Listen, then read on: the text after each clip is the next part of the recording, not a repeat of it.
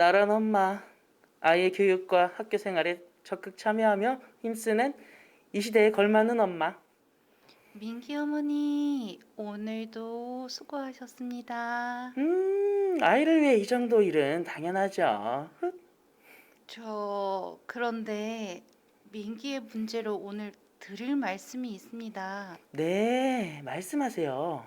요즘 민기가 수업 시간에 잠을 자거나 돌아다니면서 떠드는 경우가 있는데요. 어머, 선생님, 우리 민기 그럴 행동할 나이가 아닌데요? 집에서나 밖에서나 얼마나 착하고 얌전한 아이인데 다른 아이하고 착각하시거나 혹시 선생님 너무 예민하신 거 아닌가요? 네? 아니, 그렇게 말씀하시면 제가 뭐라 드릴 말씀이 없네요. 음, 안녕하세요, 선생님. 영수 학교 생활은 잘하고 있는지 궁금해서 상담 전화 드렸어요. 안녕하세요, 영수 어머님. 그렇지 않아도 영수 어머님께 연락드리려고 했는데요. 요즘 영수가 가시처럼 뾰족하고 예민합니다. 특히 아이들에게 공격적인데요. 가정에 무슨 일 있으신가요? 네? 아니요. 가정에는 아무 일도 없습니다. 가정에서 신경 쓴다고 쓰고 있는데 많이 부족했나 봐요. 네, 어머니. 신경 많이 쓰셔야 할 것 같습니다. 가정에서의 환경이 어떤지는 모르지만 영수는 가정에서 바로 잡아주셔야 할 것 같아요. 제가 요즘 영수 때문에 부쩍 스트레스가 큽니다. 아, 선생님, 죄송합니다. 계속 가정에서 지도하고 신경 쓰겠습니다. 조언해 주셔서 감사합니다, 선생님.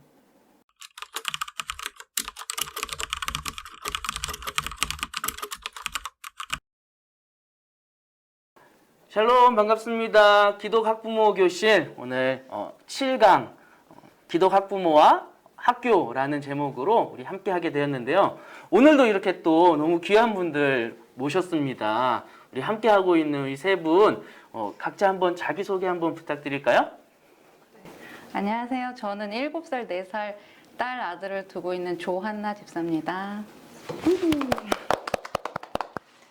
안녕하세요. 저는 17살, 10살 아들, 딸을 둔 이진경 집사입니다. 네, 안녕하세요. 저는 13살, 10살, 8살 세 아이를 둔 이장우 집사입니다. 반갑습니다. 네, 오늘 이렇게 귀한 분들이랑 함께 하게 돼서 너무 반갑고 또 감사합니다. 오늘 우리가 기독 학부모와 학교와의 관계에 대해서 이야기를 한번 해볼 텐데요. 여러분, 우리는 세상의 빛과 소금이죠. 그렇죠? 세상의 빛과 소금인데 우리가 세상의 빛과 소금이듯이 또 세상 가운데 있는 학교에서도 우리는 사실 빛과 소금의 역할을 감당하면서 살아야 되는 기독 학부모들이죠. 그래서 우리의 자녀들이 있는 학교에서 우리 기독 학부모인 우리들이 그곳에서 빛과 소금으로서 살아가야 하는, 빛과 소금으로서 그곳을 바꾸어 가야 하는 사람들입니다. 그러면은 빛과 소금으로서 기독 학부모로서 그곳을 바꾸려면은 우리는 학교하고 혹은 선생님하고 어떻게 관계를 맺으면서 살아가야 할까요? 우리가 처음에는 한번 학교와 어떤 관계를 맺으면서 지내고 계신지 한번 이야기를 한번 나눠볼까요? 네, 사실 이번에 저희 딸이 학교에 처음 들어가게 되었는데요. 학교에서 과연 어떻게 지내면 좋을지, 어떻게 지내는지 많이 고민을 하고 있었거든요. 그래서 스스로 학교에 갈 수 없기 때문에 혹시 학교에서 하고 있는 급식 모니터링이라든지 학부모 운영회라든지 아니면 뭐 독서 동아리라든지 학부모 모임들이 있으면 참여해서 학교가 어떻게 운영되어지는지를 좀 알고 싶어서 참여하게 되었고요. 그러다 보니까 내 아이를 보려고 들어갔는데 다른 아이들도 같이 보게 되면서 제가 가진 재능이나 능력이 있다면 아이들에게 독서 교육도 하게 되고요. 만들기도 해서 같이 아이들을 보고 있는 상황이 생기게 되었거든요. 그래서 하나님을 믿는다면, 기독 학부모라면 뭔가 내가 가지고 있는 것들을 통하여 아이들에게 도움이 되지 않을까라는 생각을 해보게 되었습니다. 아, 참 쉽지 않은 일을 하시는 것 같아요. 그렇죠? 네. 다양한 방법으로 참여할 수 있는 루트가 많이 열려 있지만 참여하겠다라고 마음 먹는 게 쉬운 일은 또 아니잖아요. 또 이제 그런 것도 그 한 번, 두 번 수락하다 보면은 계속 또 오기도 하고, 예, 맞아요. 근데 그렇게 참여하면서 또 어떤 부분들에서 또 유익이 있으셨나요? 사실 저희 아이만 이렇게 저희 아이를 잘 보게 해달라고 사실 시작한 건 맞아요. 근데 저희 아이만 보게 되는 게 아니라 수업을 하면서 아이들이 어떤 상황이 있는지 또 선생님은 어떤 고민을 가지고 계시는지에 대해서도 좀 고민하게 되고 그럴 때마다 선생님께는 어떻게 다가가면 좋을지를 고민할 수 있게 되는 것 같아요. 그리고 선생님을 조금 더 공감하게 되는 시간이 되어져서 저에게도 좋지만 아이들에게도 좀 도움이 되지 않을까 생각이 되었습니다. 이렇게 두루두루 굉장히 좋은 장점들이 있었던 것 같아요. 내 아이를 더 이해하기도 하고 네. 선생님도 이해할 수 있게 되기도 하고 저는 너무 이렇게 좋다라고 생각된 부분이 내 아이만이 아니고 다른 아이들까지도 생각할 수 있게 되었다라는 그런 부분들 그런 부분들이 참 와닿는 것 같아요. 참 그렇죠. 우리 지금은 내 아이만 딱 생각해가지고 사실 우리 아이들을 이기적인 아이들로 만들 수 있는 가능성들이 굉장히 많은데 우리 엄마가 나뿐만 아니고 다른 아이들까지도 생각하고 또 염려하고 걱정하고 또 그 친구들을 위해서 할 수 있는 것들을 했다라고 우리 자녀들이 생각하고 또 본다면은 그것처럼 또 좋은 교육이 없을 것 같아요. 네. 네. 학교와의 관계를 참 잘 맺고 계신 것 같다라는 생각이 드네요. 그렇죠? 주체적으로 참여하시고 내 아이뿐만 아니라 우리 아이라는 관점으로 이렇게 학교에 참여하고 계신 모습들 도전이 되는 것 같습니다. 사실 혹시 그 두 분은 네. 자녀를 위해서 기도하시나요? 네, 이제 매일 아침 예성과 함께 네. 항상 이제 시작하는 기도가 아이들 위해서 기도를 하려고 최대한 하고 있고요. 근데도 많이 부족함을 느낍니다. 그렇죠. 네. 혹시 집사님은 네, 기도를 많이 해야 되는데 사실 많이 잘 못하는 것 같아요. 이게 또 우리가 사는 게 맞아요. 또 바쁘고 또 일에 치여 있기도 하고 네. 그러니까 중요하다는 거는 늘 생각하고 있지만 실제로 실천을 잘 못하다 보니까 그래서 중요한 걸 자꾸 미루게 되는 것 같습니다. 네. 저도 사실 저희 아이들을 위해서 얼마나 기도하는지 잘 기억이 점점점. 네. 우리가 사실 이렇게 기도하지 못하다가 기도하게 되면은 내 아이를 위해서만 딱 기도하고 끝내버리게 되거든요. 맞아요. 네. 내 아이를 주변을 둘러싼 친구들, 그리고 선생님들, 또 학교, 또 나라와 열방, 이렇게까지 기도하기 참 쉽지 않은 것 같아요. 근데 이렇게 우리 집사님처럼 내 아이와 또 다른 아이들까지도 보고 또 그 아이들과 함께 하다 보면은 자연스럽게 또 그 친구들을 위해서 또 학교를 위해서 기도할 수 있겠다라는 생각이 또 드는 것 같아요. 네, 우리 집사님의 이야기를 통해서 학교와 어떻게 관계를 맺는 게 좋을까 그 이야기 한번 해봤는데요. 그러면 우리가 교사와의 관계 맺는 것도 사실 가장 중요한 것 중에 하나가 우리 집사님 말씀하신 부분들인 것 같아요. 학교에서 요청하는 것들, 또 선생님들, 그 부모님들이 그 요청을 또 받아주고 네. 함께 무언가를 이루어 나가는 모습들, 그렇죠? 또 부모님들의 요청을 학교에서도 수용해주는 그러한 협력 관계가 되는 것들이 참 필요하겠다. 그래서 우리 아이들이 사실 가정에서도 많이 지내지만 학교에서도 대부분의 시간을 또 보내잖아요. 그래서 학교에서 우리 아이들을 보고 계시는 선생님들 또 학교의 다른 또 관계되신 분들 그분들의 이야기를 우리가 귀담아 듣고 또 가정에서의 어떤 일들이 있는지 가정에서는 또 우리 아이들이 어떠한 생각으로 살아가는지 그걸 또 선생님들이나 학교에도 이야기를 전해주어서 함께 협력해 나가는 관계를 구축해 나가는 게 또 필요하겠다라는 생각이 들어요. 네. 다른 분들은 또 혹시 저 사실은 이거를 준비하면서 학교랑 마찰이 좀 있었어요. 그래서 좀 마음의 상처도 있고 기도도 많이 하고 그러면서 제가 과연 기독 학부모로서의 자세가 되어 있는지라는 시험을 당하는 것 같은 느낌이 솔직히 들었어요. 근데 사실 이거는 오해로 인한 시작이었거든요. 오해는 서로 소통이 되지 않았기 때문에 그렇지 않았을까라는 생각이 들어요. 선생님 입장에서는 이렇게 지도하시는 게 마음에 들지 않으시면 집에서 가정에서 지도하십시오라고 연락이 왔고 저는 그걸 보면서 선생님이 저희 아이를 포기한 건 아닌가 혹시 불편하게 만든 건 아닐까라는 생각에 좀 상처를 많이 받았는데 생각해 보니까 그거를 잘 이야기 나누어서 오해를 풀어야겠다는 생각이 먼저 들었어요. 그래서 선생님께 연락을 드렸고 선생님이랑 이야기를 나누면서 오해를 풀고 선생님이 우리 아이가 어떻게 지내는지를 정확히 말씀해 주시기도 하고 부족한 부분도 말씀해 주시기도 하고 사실 그렇게 아이가 부족한 부분을 들었을 때는 엄마가 상처를 받을 수밖에 없긴 해요. 하지만 그것이 과연 우리 아이가 잘하는 부분을 부각시키는 것보다는 내 아이가 부족한 점을 많이 들어주고 그리고 나서 내가 해줄 수 있는 부분을 좀 더 도와준다면 학교 생활도 잘 하겠지만 선생님과의 관계도 좀 회복되지 않을까 싶어서 이번엔 잘 들었습니다. 그래서 소통하고 오해를 풀고 해결을 하고 나다 보니 선생님이 조금 더 아이에게 관심을 가져주기도 하고요. 이런 부분 부족했지만 오늘은 조금 더 노력하였습니다. 연락이 오기도 하더라고요. 사실 학교의 문이 너무 무서워요. 좀 높기도 하고요. 답답하기도 하고. 하지만 그거를 먼저 선생님께 이야기 나누고 싶다. 우리 아이의 단점을 먼저 알려달라라고 얘기할 경우 선생님이 오히려 마음을 좀 더 쉽게 여시고 도움을 더 주시는 것 같아서 네, 좀 소통할 수 있게 하는 것이 좋은 방법이 아닐까 생각이 되었어요. 단점을 지적받는다는 게 사실 어려운 일일 것 같은데 그렇죠. 그렇죠? 네.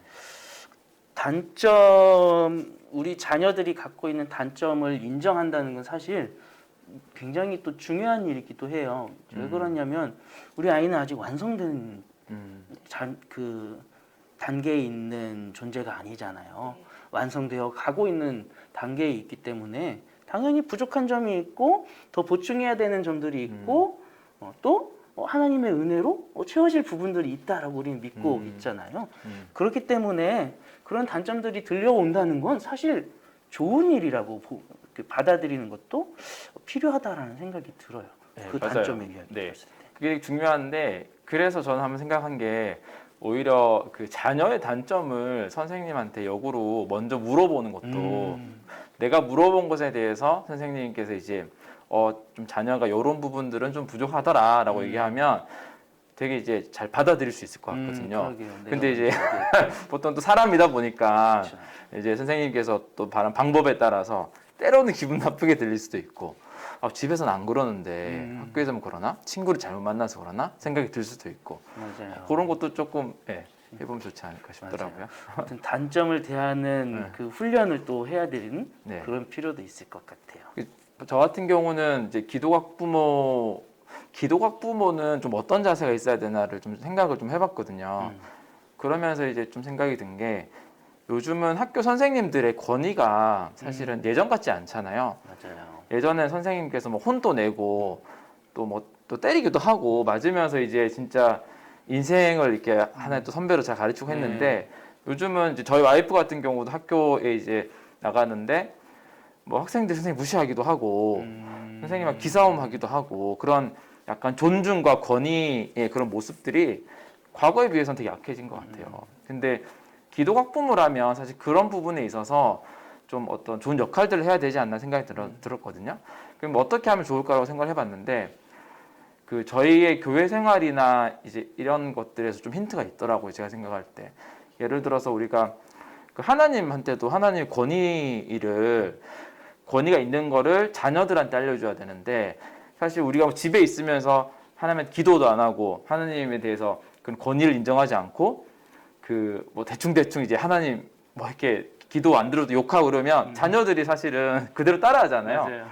그리고 또 때로는 이제 그 뭐 아내와 엄마와 남편과의 관계에서도 그 보통 아빠가 사실은 뭐 좋은 아빠도 있고 안 좋은 아빠도 있지만 그 엄마가 아이들 앞에서 아빠를 계속 무시하고 막 아빠는 진짜 뭐 하나도 할 줄 못하고 뭐 맨날 술 먹고 오고 막 그런 안 좋은 얘기만 하면 자녀들 앞에서 이제 아빠의 권위가 안 쓰잖아요. 그렇죠. 그런 것처럼 그 선생님도 뭐 좋은 선생님, 훌륭한 선생님, 또 안 좋은 선생님 있겠지만 최소한 기독 학부모라면 선생님에 대한 권위를 자녀 앞에서 세워주는 그런 태도, 그런 습관들을 집안에서 계속 얘기해 주는 게 되게 중요한 것 같아요. 그래서 뭐 선생님께서 시키는 것들을 좀 해야 된다라든지 그 선생님이 비록 부족하더라도 아이들 앞에서 흉보고 이런 것들을 습관적으로 하지 않는다든지 그런 작은 것들의 모습에서 조금 필요하지 않을까라고 좀 생각이 들거든요. 선생님 칭찬도 좀 해주고. 네, 그게 이제 선생님 권위를 세워주는 거고 그런 것들이 결국 이제 다들 좀 이후에는 좋게 이렇게 될 수 있는 거죠, 자녀한테. 너무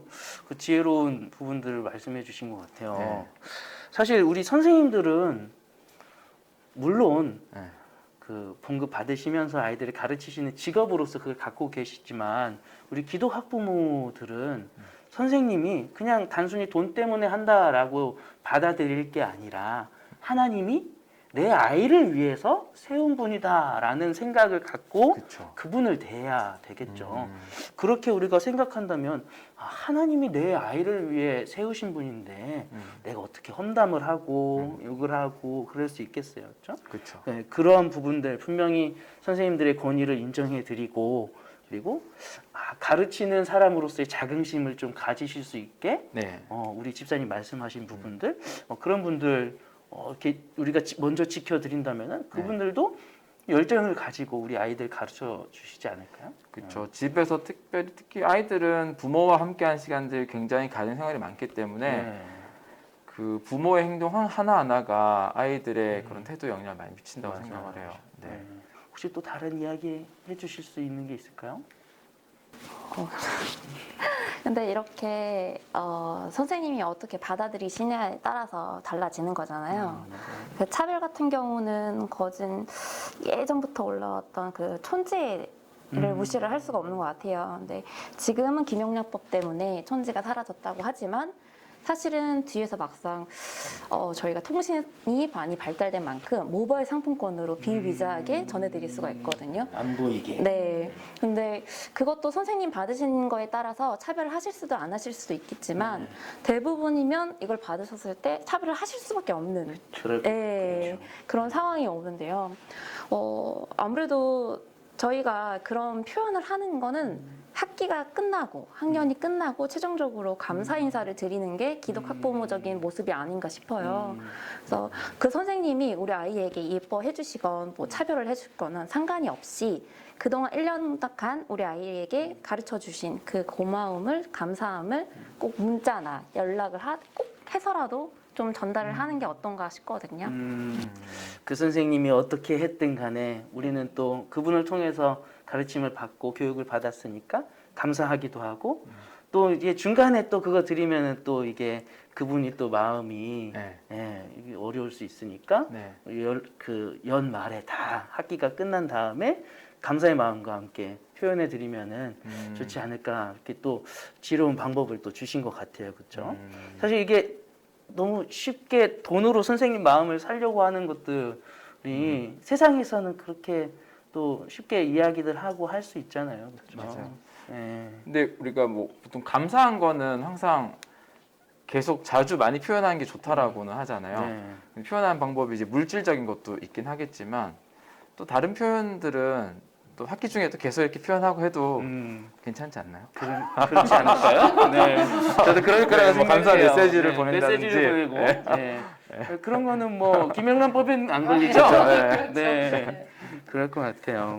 얼마든지 천지나 뭐 모바일 상품권이나 그런 거 외에도 우리의 마음을 충분히 표현할 수 있는 그런 방법들은 또 많이 있으니까 선생님들한테 그런 감사의 마음들 자주자주 표현해 주시는 것도 참 좋을 것 같고 우리 집사님이 또 이제 촌지에 대해서 말씀해 주셨는데 이게 촌지를 통해서 선생님의 마음을 얻는 걸 우리 아이들이 본다면 사실 이게 교육적으로 어떤 영향을 그 친구들에게 끼칠까 그리고 특별히 믿는 사람으로서 그런 모습을 보인다면은 우리 아이들이 어떤 또 생각을 하게 될까 생각을 해보게 돼요. 그런 모습들 계속 봐온 친구들이 야, 그 사람 대 사람으로서 관계는 진실된 관계는 이렇게 맺는 거야. 이게 아니고 야, 그거 언제든지 돈으로 살 수 있는 거야. 노력하지 않아도 좋은 결과를 얻을 수 있는 거야. 이런 생각들을 하게 되지 않을까. 네. 제가 교사였을 때 사실 유치원 선생님이었을 때 그런 이야기들을 한 적이 있어요. 스승의 날 때 엄마가 어떤 선물을 준비했는지 아이들은 알고 있어요. 그러면 아이들이 어떤 아이는 나는 이거 사왔어, 이거 사왔어 얘기하는데 아이들의 기준에서도 뭔가 크고 반짝이거나 뭐 좋은 게 있으면 자기를 더 잘 봐줄 거라는 생각도 하기도 하고요.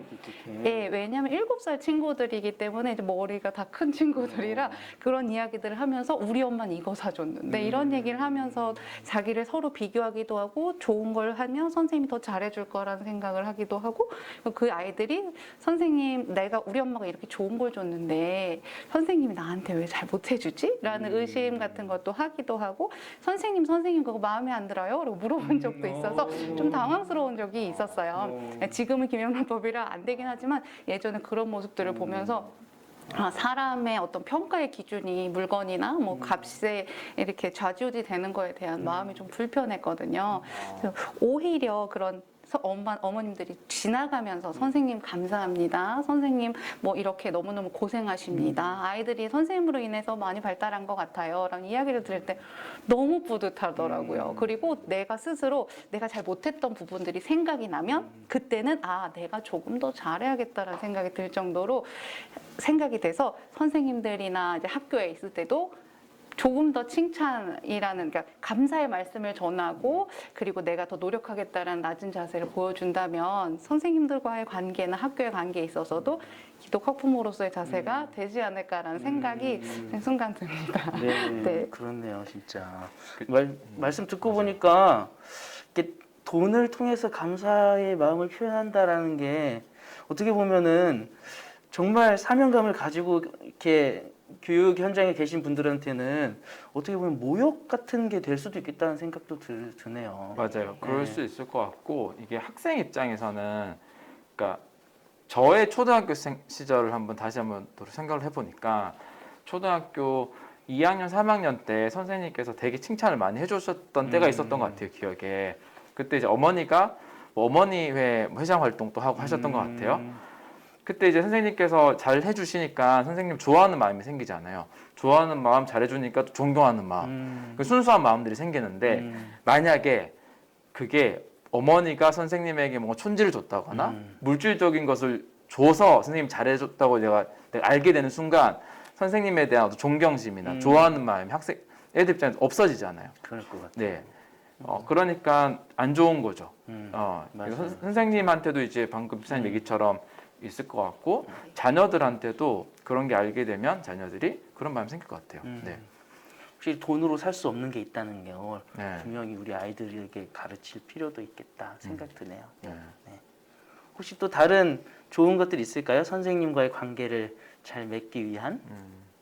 일단 교사의 갈등이 어쨌든 생길 수밖에 없다고 생각을 해요. 아까 지사님 말씀하신 것처럼 작은 오해가 생길 수 있는 부분은 있을 수밖에 없다고 생각하는 게 저희는 선생님을 한 분으로 뵙지만 그 선생님께서는 저희 학생도 굉장히 많고 학부모도 굉장히 많잖아요. 그렇기 때문에 한 아이 하나하나 다 이뻐해 줄 수 없다고 생각을 하거든요. 근데 저희 입장에서 우리 아이 이쁨 받았으면 우리 아이 좀 잘 돌봐 주셨으면 하는 마음이 있기 때문에 그 간에서 충돌이나 이런 오해가 생기는 것 같아요. 그래서 그럴 때는 내 아이가 부당함을 지금 당하고 있는 건 아닌가.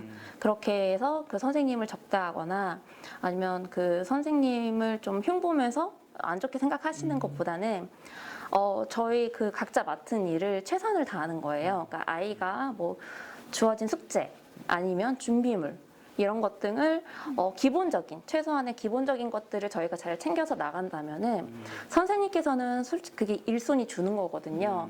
네, 선생님 30명의 아이가 만약에 한 10명만 그 진분을 안 가져와도 굉장히 스트레스가 심하게 가실 테고 예, 번거로우실 텐데 모든 아이가 다 그렇게 맞춰준다면 선생님께서는 이 아이들 굉장히 좀 좋은 이미지로 탈바꿈이 되지 않을까 싶어요. 그래서 그렇게 기본적인 자세를 취하고 하는 것이 저희 기독 학부모적인 모습이 아닐까 또 싶습니다.